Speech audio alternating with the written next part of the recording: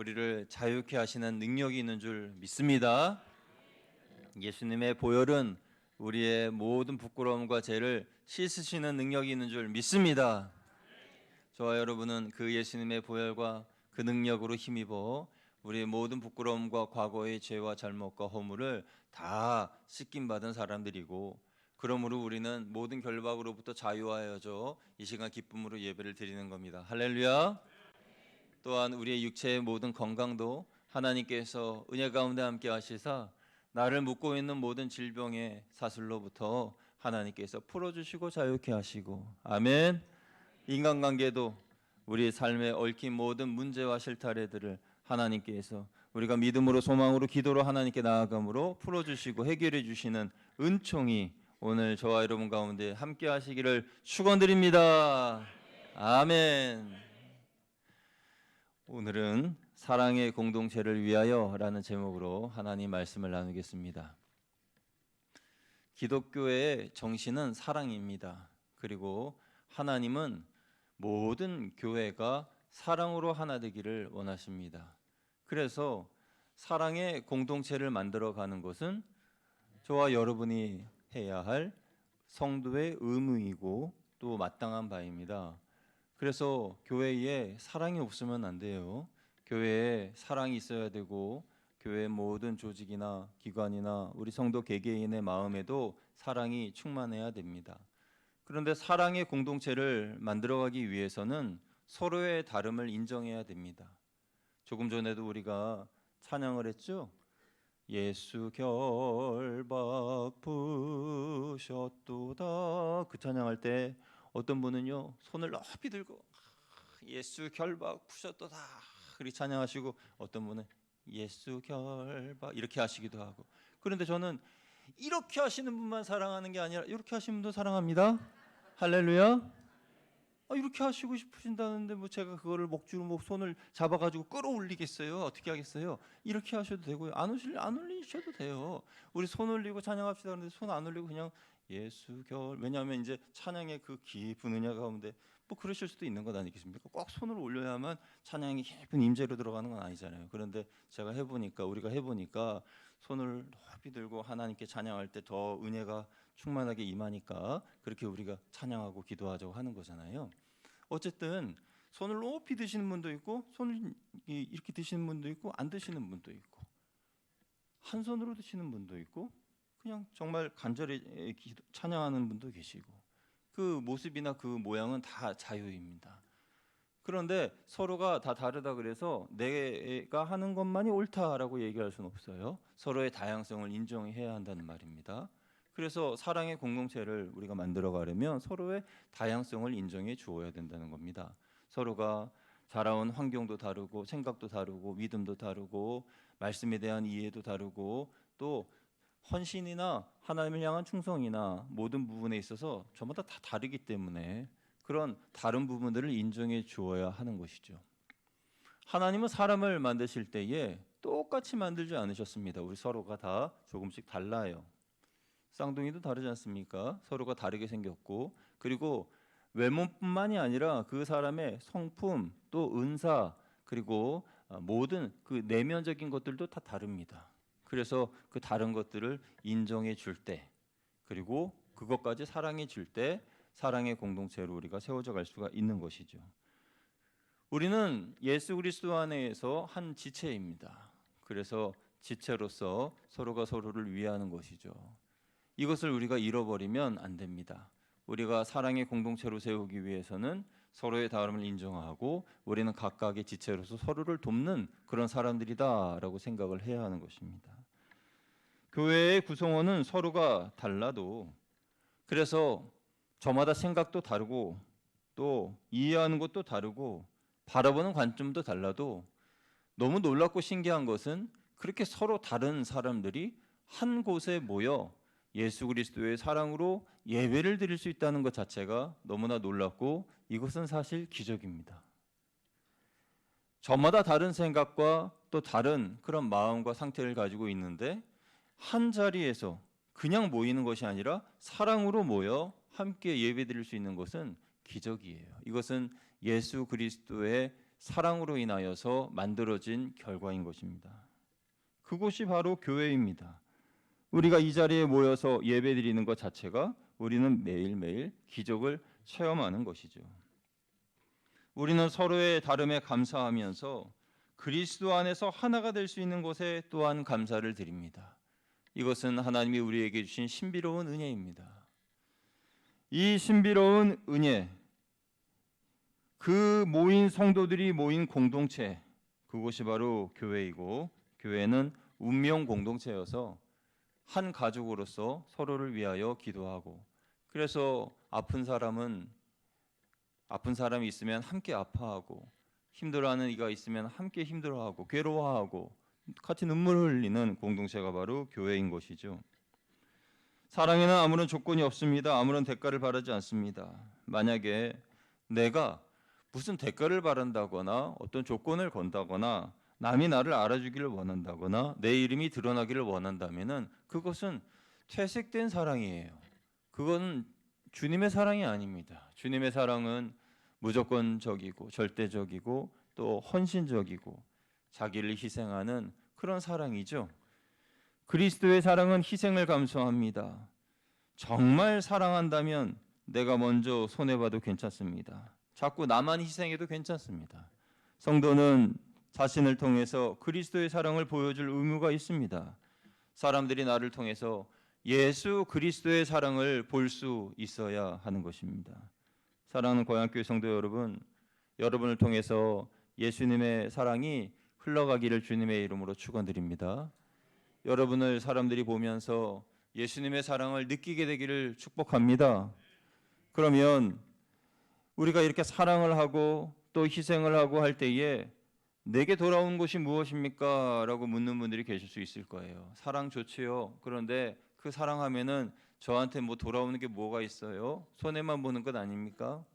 아닙니다, 여러분. 손해 보는 것이 아니라 하나님께서 내게 주신 축복이 있어요. 그 축복은 첫째로는 넘치는 생명력을 주십니다. 생명의 복을 주세요. 여러분, 생명의 복이라고 하는 것은 참 신비로운 거예요. 얼어붙은 땅 위에 새 봄이 임하게 되면은 그 땅 위에서 파릇파릇한 새싹이 올라옵니다.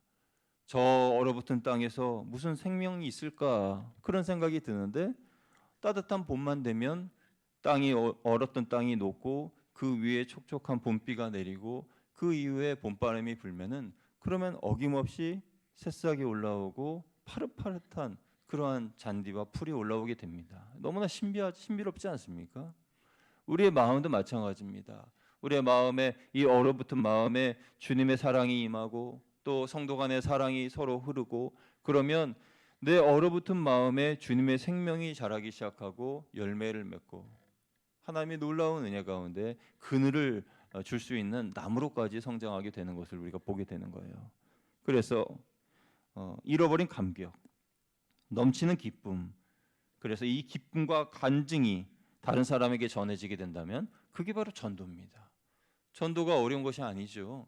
꼭 누군가를 찾아가서 붙들고 교회를 데리고 와야만 그것이 전도가 아니라 여러분의 흘러넘치는 그 은혜와 감격과 주님을 향한 사랑을 흘러넘치게 전해주시면 그것이 바로 전도가 되는 거죠.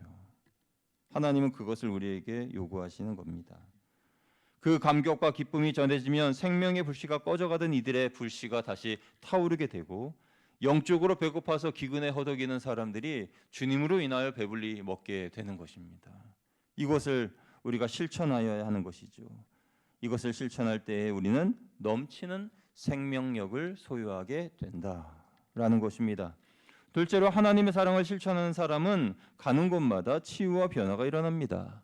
저는 우리 거양교회 성도님 여러분 한 분 한 분들이 가시는 곳마다 치유와 변화가 일어나는 역사가 있게 되기를 주님의 이름으로 축원드립니다.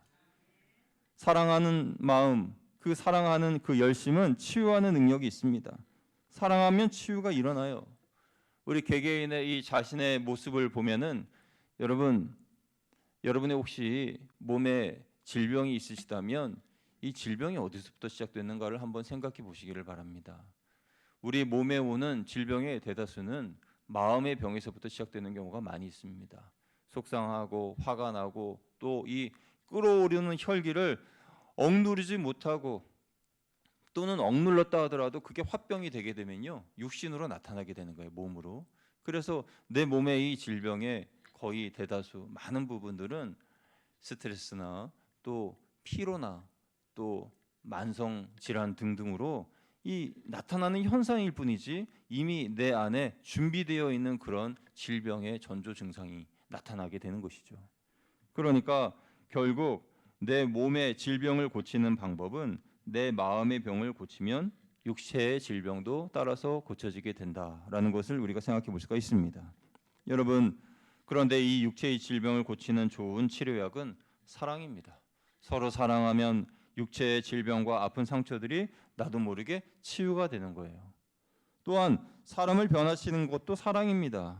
사람은 말로서 변화되지 않습니다. 말로서 변화되지 않으면 무엇으로 변화되나요? 사랑으로 변화됩니다. 그래서 우리가 서로 사랑할 때에 서로가 변화가 일어나게 되고 치유가 일어나게 되는 거죠. 교회도 똑같습니다. 교회는 사랑으로 예배드리는 곳입니다. 사랑으로 섬기는 곳입니다. 가르치는 곳입니다. 그런데 교회의 기관과 부서도 마찬가지입니다. 우리 교회의 모든 기관과 부서는 사랑으로 가르치고 사랑으로 섬기고 사랑으로 봉사해야 합니다. 바른 소리를 내는 것보다 사랑을 실천하는 사람들이 많아야 합니다. 서로를 위해 봉사하고 서로를 위해 섬기는 사람들이 많으면 저절로 그 부서, 그 기관, 그 공동체는 잘 되게 되어 있어요. 교회의 중심은 사랑이 되어야 합니다. 교회가 사랑의 공동체가 된다면 우리의 모습을 통해서 주님의 모습이 발견될 것입니다. 오늘 본문의 바울은 우리에게 사랑의 공동체가 되기 위한 몇 가지의 지침을 제시하고 있는데요. 첫째는 악을 미워하고 선에 속하는 것입니다. 우리 9절 말씀 같이 한번 읽어보도록 하겠습니다. 시작. 사랑에는 거짓이 없나니 악을 미워하고 선에 속하라. 아멘. 이 말씀을 잠깐 좀 띄워주세요. 이 9절 말씀을 보면요, 조금 아쉬운 면이 있습니다. 성경 말씀을 번역함에 있어서 조금 아쉬움이 있어요. 뭐냐면 사랑에는 거짓이 없나니 악을 미워하고 할 때 이 미워한다라는 말의 원어, 헬라어의 원어는 혐오하다라는 거예요. 혐오하다. 그런데 우리나라 말로는 미워하는 것과 혐오하는 것은 다르죠. 미워하는 거는 미워하는 거고 혐오하는 거는 그 미워하는 것을 넘어서 너무 미울 때 혐오한다 그러잖아요. 그래서 원어는 혐오하다입니다. 그래서 사랑에는 거짓이 없나니 악을 혐오하고 선에 속하라 이렇게 해석하는 것이 맞다고 볼 수가 있겠어요. 그러니까 이 악이라고 하는 것은 혐오하는 것입니다. 혐오하는 것. 미워하는 정도가 아니라 혐오하는 거예요. 정말 보기도 싫은 그것이 바로 혐오 아니겠습니까? 그런데 우리가 사람을 보기 싫어하는 것이 아니라 이 죄를 또 악을 혐오해야 하는 것이에요. 왜냐하면 악은 언제나 공동체를 파괴시키기 때문입니다. 여러분, 우리의 공동체, 우리 안에 있는 사랑을 파괴하는 것은 악입니다. 그런데 이 악은 거짓말을 잘해요. 그래서 거짓이 없나니, 사랑에는 거짓이 없나니라고 앞에 말씀하신 것처럼 악을 미워하고라고 할 때에 거짓말쟁이인 악을 미워하라 이렇게 이해할 수도 있습니다. 악은 거짓말을 너무 잘해요. 여러분, 거짓으로 우리를 인도하는 악에게 속지 마시기를 주님의 이름으로 부탁을 드립니다. 여러분을 속이려고 하는 것 있습니다. 어떤 것인지 무엇인지 우리는 그때그때 다른 이 악의 종류로 인하여서 혼란스러울 때가 많이 있어요. 이간질시키고 우리 공동체를 파괴하고 분열하려고 하는 그런 것들이 득세하려고 할 때에 어떻게 말씀하십니까? 선에 속하라. 악을 미워하고 선에 속하라. 그러니까 우리의 말도요, 악한 말이 많아지면 안 되는 거예요. 이 시대가 악해지면 악해질수록 사람들의 말이 더 거칠어지고 막 욕이 난무하면서 사람을 공격하고 죽이는 그런 말들이 입 밖에서 막 나오고 그러지 않습니까? 교회에서는 절대 그런 말들이 있어서는 안 돼요. 부정적인 말, 남을 폄하하는 말, 비방하는 말, 그런 말들은 교회에서는 있어서는 안 됩니다. 사랑의 말만 하시기를 주님의 이름으로 축원드립니다. 사실 사랑의 말만 해도 우리가 시간이 부족하지 않습니까? 하나님 앞에 은혜 받는 그 시간도 부족하고 사랑으로 서로를 섬기고 위로하고 격려하고 축복하는 그 말만 해도 우리 앞에 남아있는 시간이 너무 부족하지 않아요? 그런데 이 부족한 시간에 좋은 말만 해도 부족한데 왜 나쁜 말을 하는 겁니까? 그래서는 안 되는 거잖아요. 그래서 우리가 선에 속할 때 악은 힘을 잃습니다. 이것은 진짜가 나타나면 가짜가 설 자리가 없는 것처럼 선한 기준이 분명히 세워져 있으면 그러면 악은 설 자리가 없는 겁니다. 교회에는 선한 기준이 분명히 있어요. 하나님의 말씀이라고 하는 그 선한 기준이 분명히 세워져 있습니다. 그러니까 우리가 어떤 선택을 할 때, 어떤 결정을 할 때, 말을 할 때, 생각을 할 때 우리는 그 결정의 기준을 성경 말씀에 두고 하나님의 말씀대로 예수님께서 하신 그 말씀과 삶의 모습대로 우리가 결정하고 따르면 되는 거예요. 그것 외에 다른 것들은 우리가 버려야 하는 것입니다. 용납해서는 안 되는 것입니다. 그러므로 거양교회 모든 성도 여러분, 하나님의 말씀 위에 굳게 서시기를 주님의 이름으로 축원드립니다. 그리스도의 진리 위에 굳게 서야 합니다. 이것이 악을 혐오하고 선에 속하는 자세인 것입니다. 하나님의 선하시고 인자하시고 영원하심이 우리 교회 위에 바로 서도록 우리는 악을 미워해야 합니다. 그리고 선에 속해야 합니다. 그래야 사랑의 공동체를 세워갈 수가 있습니다. 둘째로 우애와 존경을 먼저 해야 합니다. 한번 따라해 주시면 감사하겠습니다. 우애와 존경을 먼저 합시다. 아멘. 우애와 존경을 먼저 해야 합니다. 어떤 분은 그러시죠. 존경할 만해야 존경하지요. 그런데요, 존경할 만하지 않아도 존경하는 것이 겸손입니다. 누군가가 나에게 호의적인 그런 모습을 보여야 우애가 내 마음속에 드러나게 되고 전달되게 되지요. 그건 사실 인지상정입니다. 그런데 남이 나에게 호의를 베풀지 않아도 내 마음을 불편하게 해도 내가 우애를 갖는 것이 그것이 겸손입니다. 하나님은 겸손한 사람을 높이시고 교만한 사람을 낮추신다 그랬어요. 그러니까 우리 모두가 다 내 마음과 내 생각이 그 사람이 하는 행동에 반대되고 마음에 들지 않는다고 해도 그래도 내가 먼저 인사해주고 내가 먼저 손잡아주고 내가 먼저 화목하고 그런 것이 겸손의 사람의 모습이고 그런 사람을 하나님이 보고 싶어 하시는 거예요. 그런 분을 하나님께서 존귀하게 높여주시고 그분의 가정에 화목과 화평과 그 자녀들이 잘 되는 축복이 임하게 되는 것입니다. 할렐루야. 그래서 형제를 사랑하여 서로 우애하고 존경하기를 먼저 하라 라고 말씀하고 있는 겁니다. 우리 교회가 사랑의 공동체가 되는 비결은 먼저 우애와 존경을 먼저 하는 것입니다. 그래야 예수 그리스도를 닮은 그리스도인의 모습의 삶을 우리가 살아가고 있구나라는 것을 확인할 수가 있는 것이죠. 세 번째는 부지런함과 열심을 품고 섬겨야 하는 것입니다. 한번 따라하시겠습니다. 부지런함과 열심을 품고 주님을 섬깁시다. 성도님을 섬깁시다. 아멘. 우리 성도들은 부지런해야 됩니다.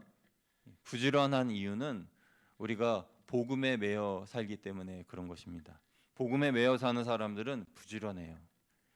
그래서 인생의 목적이 없고 방향을 잃고 그런 사람들은 부지런할 이유가 없죠. 다음 날 아침이 되어서 일어나는데 그 다음 날 내가 뭘 할 일이 없어요. 내가 뭘 해야 될지를 몰라요.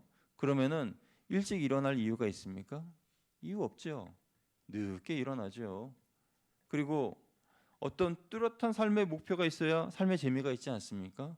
뭔가 성취되어져 가고 이루어져 가는 그런 기쁨이 있어야지 행복하잖아요. 우리 믿음의 성도들은 복음을 전해야 하고 또 믿는 성도들이 늘어나는 모습을 보면서 또 그들이 하나님 앞에 헌신하는 모습들을 보면서 우리는 기쁨을 얻고 행복함을 누리게 됩니다. 이것을 우리의 삶의 목표로 삼게 되면 우리는 게으를 수가 없어요. 늘 부지런할 수밖에 없습니다. 그리고 저는 지금까지의 이 목회의 모습을 보면서 성도님들을 보면서 은혜 받는 성도님들의 어떤 공통점을 발견했습니다. 은혜 받는 성도님들은 매사에 열심히세요. 그래서 교회에서 행하는 프로그램이나 사역에 관심이 많으십니다. 우리 교회에서 하는 사역, 예를 들어 전도대행진을 이제 다음 주부터 시작합니다라고 말씀드리면은 굉장히 관심이 많으셔서 그건 어떻게 하는 겁니까? 실천편은 어떻게 작성하는 겁니까? 또 그거 어떻게 또 하면 잘할 수가 있습니까? 이건 이렇게 하면 어떨까요? 저건 저렇게 하면 어떨까요? 전도 물품은 이렇게 하면 어떻습니까? 뭐 등등의 궁금증이 많고 또 굉장히 적극적으로 참여도가 높으세요. 그러니까 그 한 예를 들어 말씀드린 건데 이 외에도 성경 읽는 일에도 열심, 기도하는 일에도 열심, 봉사하는 일에도 열심, 모든 일에 열심이고 적극적인 분들을 보면 그분들은 항상 은혜를 받습니다. 그래서 대행진 사역이 끝나고 이제 제가 이제 혼자 이렇게 있으면은 문자가 이렇게 와요. 문자를 보내시는데 목사님 이번 대행진 사역 때문에 참 제가 은혜를 많이 받았습니다. 우리 가정이 너무 행복해졌어요. 감사합니다 하고 문자를 보내시면요. 그동안에 제가 힘들었던 모든 것들이 그냥 눈녹듯 사르르 사라져 버리는 거예요. 저는요. 뭐 맛있는 밥 사주셨다고 기뻐하지 않습니다. 저는 그런 감사의 문자나 여러분의 그런 피드백을 보고 싶을 뿐이에요. 그리고 우리 모두가 다 서로가 조금씩 성장해가는 모습을 보기를 원하는 것입니다. 이런 성장과 변화에 함께 동참하기를 원하시는 분들만 아멘. 아멘. 그래서 저는 아멘 안 하시는 분도 사랑한다니까요. 뭐 아멘 하시는 분도 있고 안 하시는 분도 있잖아요. 그러니까 안 하시는 분들은 뭐 안 하시는 대로 사랑하고 존중하고 또 위하여 기도하고 하는 거죠. 그러나 모두가 다 아멘 해주셨으면 얼마나 좋을까 하는 바람이 있는 거죠. 여러분 적극적인 신앙생활과 열심히 있는 동참으로 은혜 받는 충만한 삶을 사시기를 축원드립니다. 아멘. 할렐루야. 감사합니다. 여러분 놀라운 사실은 사랑을 하면 부지런해진다는 겁니다. 사랑하는 사람은 게으르지 않습니다. 게으른 사람은 사랑하지 않기 때문에 게을러지는 거예요. 이상하게 사랑하면 부지런해져요. 연인관계 간에도 사랑을 하면 상당히 부지런해집니다. 그래서 피곤함을 무릅쓰고 그 사람의 마음을 얻기 위해서 열심히 충성을 다하죠.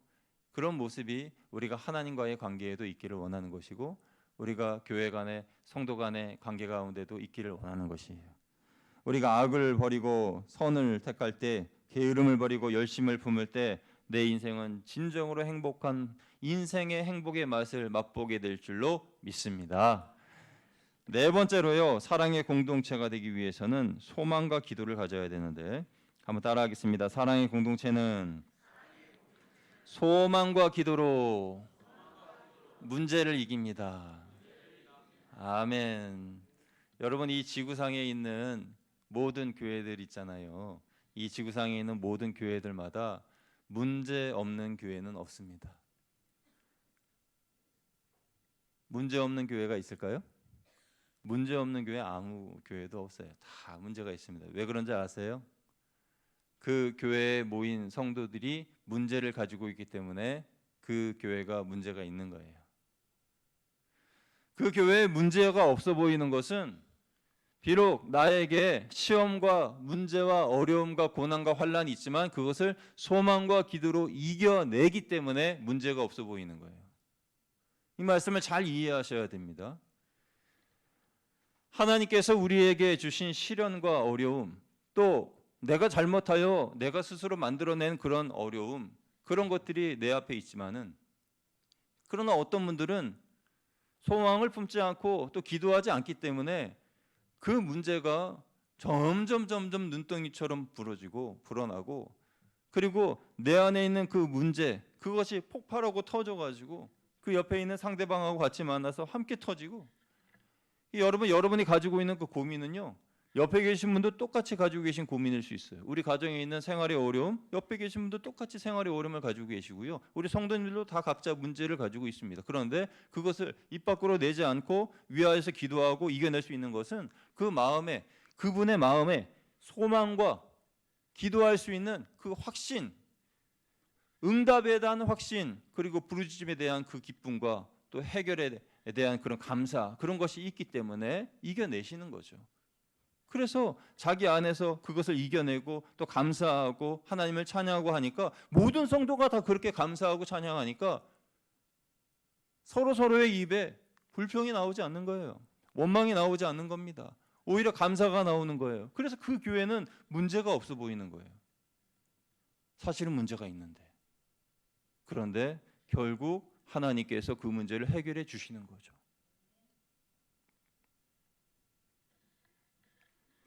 여러분, 소망과 기도는 동전의 양면과도 같습니다. 그래서 이 소망과 기도는 같이 가는 거예요. 소망 중에 기도하고 기도함으로 소망이 넘치는 거죠. 이 소망과 기도는 보장받은 약속입니다. 하나님께서 우리에게 천국의 그 영원한 영생의 그 축복을 우리에게 주신 것이 바로 그 약속이 바로 소망이잖아요. 그 소망을 우리가 품고 우리가 살아가는 거죠. 기도는 뭡니까? 기도하면 하나님께서 응답해 주신다는 그 약속이죠. 구하라 그리하면 너에게 주실 것이요, 찾으라 그러면 찾을 것이요, 문을 두드리라 그리하면 열릴 것이니라. 이것이 예수님께서 말씀하신 확실히 보증된 약속 아닙니까? 우리가 이 약속을 믿고 기도하고 또 소망 가운데 바라며 나아가면 반드시 하나님의 놀라운 은혜와 복을 받게 되는 것이죠. 사랑의 공동체는 소망과 기도로서 견디고 승리합니다. 다섯째로 사랑의 공동체는 잘 섬깁니다. 13절 말씀 같이 읽어볼게요. 시작. 성도들의 쓸 것을 공급하며 손 대접하기를 힘쓰라. 아멘. 하나님의 사랑은 흘려보내는 것입니다. 하나님의 사랑은 내 안에 고여있게 만들면 안 돼요. 하나님의 사랑이 내 안에 고여있으면 고인물이 되면 그러면 나는 좋을지 몰라도 하나님이 내게 은혜를 주신 그 이유, 그 뜻을 저버리는 행동인 것입니다. 하나님이 우리 가정에 은혜를 주셨을 때에, 물질적인 축복을 주셨을 때에 그것에 대하여서 내가 우리에게 주신 것이다 라고 해서 우리 것이에요 하면서 고인물로 만들어버리면, 그러면 그 축복이 흘러가기만 하면 30배, 60배, 100배의 축복으로 내게 돌아올 텐데 흘려보내지 않으니까 그냥 요 정도의 그런 은혜, 요 정도의 축복으로 내가 그냥 가지고 평생 사는 거예요. 여러분, 요 정도의 축복을 받기를 원하십니까? 그 엄청난 하나님의 축복을 받기를 원하십니까? 어마어마한 하나님이 예비하신 그 은혜와 축복이 여러분에게 예비되어 있는데 그것을 흘려보내기만 하면, 지금 내게 고여있는 이 은혜를 흘려보내기만 하면 내게 임하게 될 텐데 흘려보내지 않아서 받지 못하는 경우가 얼마나 많이 있습니까? 그런데 교회가 이것을 흘려보내는 것, 그것을 우리는 섬김이라 하고 구제라 하고 나눔이라고 합니다. 교회는 예배와 교육과 전도와 선교, 이런 사명을 잘 감당해야 합니다마는 마찬가지로 섬김과 구제와 나눔 역시 잘 감당해야 됩니다. 왜냐하면 흘려보내야 되기 때문에요. 우리 장로님께서 기도 중에 하나님께서 우리 교회에 은혜 주셔서 지금까지 우리 교회의 모든 부채를 다 해결하여 주신 것에 감사드린다는 기도를 하셨어요. 사실은 설교 내용에 제가 넣을까 말까 하다가 뺐었는데 우리 장로님 말씀하시니까 제가 이제 말씀드리려고요. 그런데 하나님께서 이러한 축복을 주신 이유가 뭐예요? 그 이유는 우리에게 주신 이 재정적인, 그리고 하나님이 우리에게 주신 이 물질에 대한 그런 평안함, 안정됨, 이런 것을 가지고 우리 교회만 재정적인 여유로 그냥 여유롭게 살라, 여유롭게 한 해 동안 하라, 그것이 아니라 이것을 받았으면 흘려보내라는 거예요. 저는 확신합니다. 만약에 우리가 하나님께 주신 이 재정적인 여유나 이 은혜를 우리 고인물로 만들지 말고 흘려보낸다면, 그러면 하나님께서 2024년, 2025년 계속 우리 교회의 재정을 더 부풀려 주실 줄로 믿습니다. 이러한 믿음을 우리가 가지고 기도하면서 우리가 나아가야 되는 것이에요. 여러분, 우리는 하나님의 재정 원칙을 따라 물질을 사용해야 됩니다. 그 원칙 중에 하나가 물질을 나누는 것입니다. 나눌 때에 우리가 실천하면서 기억해야 할 세 가지가 있는데, 하나는 어려울 때 도와주어야 한다는 것과, 둘째 겸손한 마음으로 도와드려야 한다는 것과, 셋째 그 수혜자가 나의 원수지간이라 할지라도 하나님의 뜻이면 도와주어야 한다는 것이에요. 어려움이 지나고 나서 돕는 것은 도와주나 마나 하는 것이죠. 정말 필요할 때 도움의 손길을 펼쳐야 합니다. 그가 어려움을 당하고 있을 때 도와드려야 됩니다. 도움의 시간을 놓치면 도움이 되지 않습니다. 그리고 남을 도와줄 때는 겸손하게. 그래서 예수님께서 오른손이 한 것을 왼손이 모르게 하라고 하셨어요. 그것은 받는 사람의 마음을 건드리지 말고 조용히 그의 필요를 채워주라, 이것입니다. 그렇게 나눔을 실천하게 되면 나의 신앙이 회복될 뿐만 아니라 내 몸도 건강해지는 겁니다. 이 사실을 뒷받침하는 연구 보고가 있죠. 1998년 미국 하버드 대학 의과대학에서 발표한 논문에 따르면 남을 위해서 봉사 활동을 하거나 선한 일을 보기만 해도 인체의 면역 기능이 향상된다라는 연구 보고가 있습니다. 그래서 콜레스테롤 수치가 현저하게 낮아지고 엔돌핀이 정상치의 3배 이상 분비되어서 몸과 마음에 활력이 솟게 된다라는 그런 보고예요. 그러니까 내가 직접 봉사활동을 하거나 아니면 누군가 하는 것을 보거나 그냥 보기만 해도 그렇게 그 마음이 그렇게 좋은 그런 엔돌핀이 돈다는 거예요. 그러니까 여러분, 드라마만 너무 보지 마시고 봉사활동하는 그런 영상이라든지 뭐 그런 다큐멘터리라든지 뭐 그런 있지 않습니까? 그런 방송, 교육되는 그런 좋은 방송을 보기만 해도 엔돌핀이 돌고 건강해진다는 거예요. 그러니까 교회에서 이런 사역을 열심히 할 때 우리 교회의 모든 성도님들이 다 전부 동참하실 수는 없습니다만은, 그러나 직접 동참하시는 분들은 더 엔돌핀도 돌고 건강해지고 영적으로도 더 강해지고 그렇게 되고, 또 내 몸이 약해서 함께하지는 못한다 할지라도 기도로서 또는 물질로서 또 격려로서 위로의 말로서 이렇게 계속 힘을 복돋아주는 그런 분들 보기만 해도 건강해진다는 거예요. 할렐루야. 그러니까 이것을 우리가 다 같이 감사함으로 감당해야 하는 것 아니겠습니까? 이제 말씀을 정리하겠습니다. 우리 교회가 더 건강하고 사랑이 넘치는 교회가 되기 위해서는 우리가 5가지를 살펴보았는데요. 첫째는 뭐예요? 함께 읽겠습니다. 악을 미워하고 선에 속하십시오. 둘째는 뭡니까? 읽습니다. 우애와 존경을 먼저 하십시오. 셋째는요, 부지런함과 열심을 품고 섬기십시오. 넷째는요, 소망과 기도로 문제를 해결하십시오. 다섯째요, 잘 섬김으로 사랑을 실천하십시오. 아멘. 실천해야 됩니다. 우리가 사랑을 실천하여서 하나님께 영광을 돌리고 우리에게는 기쁨이 충만하여져서 우리 교회가 더 건강하고 더 사랑이 넘치는 그런 하나님 기뻐하시는 공동체가 되기를 주님의 이름으로 축원드립니다. 축원합니다. 기도하겠습니다. 하나님 감사합니다. 악을 미워하고 선에 속하는 우리 모두 되길 원합니다. 내가 먼저 우애와 존경을 표현하는 성도 되길 원합니다. 부지런함과 열심으로 하나님의 뜻을 품고 섬기기를 원합니다. 문제를 소망과 기도로 해결하는 우리 되길 원합니다. 잘 섬김으로 사랑을 실천하는 우리 거양교회의 모든 성도들이 되기를 원합니다. 하나님께서 우리에게 주신 은혜를 따라 오늘도 주의 전에 나와 예배드린 모든 분들이 이 사랑의 실천을 통하여 내 개인의 건강뿐만 아니라 영적인 건강과 공동체의 건강과 사랑으로 세워지는 우리 개개인과 가정과 교회 될 수 있도록 주님 인도하여 주옵소서. 우리 주 예수 그리스도의 이름으로 감사하며 기도드리옵나이다. 아멘.